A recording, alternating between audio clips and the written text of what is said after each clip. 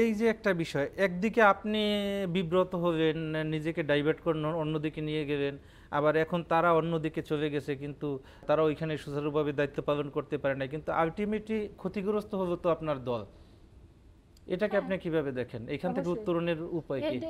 এখান থেকে উত্তরণে এইগুলা যেন দল নীতি নির্ধারকরা তারা সবসময় যেন এগুলো পরীক্ষা নিরীক্ষা করেন, হ্যাঁ, জবাবদিহিতার আয়তায় আনেন, তাহলে এই এই বিষয়গুলো আপনি তো থাকবে না। এখন মহিলা দলের সিনিয়র যুগ্ম সাধারণ সম্পাদক পদে দায়িত্ব পালন করছেন, তো আপনার সাধারণ সম্পাদককে কতটুকু সহযোগিতা করতে পারেন, কিংবা সে আপনার থেকে কতটুকু সহযোগিতা প্রত্যাশা করে, বা আপনাদের দুজনের মধ্যে কতটুকু সমন্বয় হয়?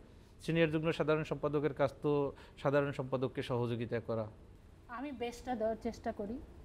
আমি আমার বেস্টটা দেওয়ার কারণ আমার দীর্ঘদিনের অভিজ্ঞতা। আমি মহিলা দল, ইডেন বিশ্ববিদ্যালয় কলেজের ছাত্রনেত্রী কিংবা এই হিসাবে আমি 10 বছর আমি নেতৃত্ব দিয়েছি।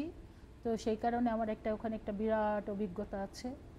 তারপরে হলো আমি মহিলা দল প্রায় 10 বছর হতে চলবে এখানে একটা। তো আমার যে অভিজ্ঞতার ভান্ডার, আমি মনে করি বাংলাদেশে আর কোনো মেয়ের নাই।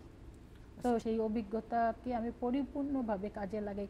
আমি সবসময় চেষ্টা করি কে কি করবে, কে কি করেছে এটা না, আমি একটা জিনিস মনে করি, আমি কাজের মধ্যে বেঁচে থাকতে চাই, মৃত্যুর পরেও যেন আমার কাজটা আমাকে বাঁচিয়ে রাখে। তা আমি সেই কাজগুলো আমি করে যাচ্ছি। সেটা আমি দল কি দিবে, দল থেকে কি পাবো, এটা আমি কখনো হিসাব করি না। আমি দলকে কি দিতে পেলাম এটা আমি সবসময় আচ্ছা, করি, আমরা সেই কাজটা দেখেছি আমি করে যাচ্ছি।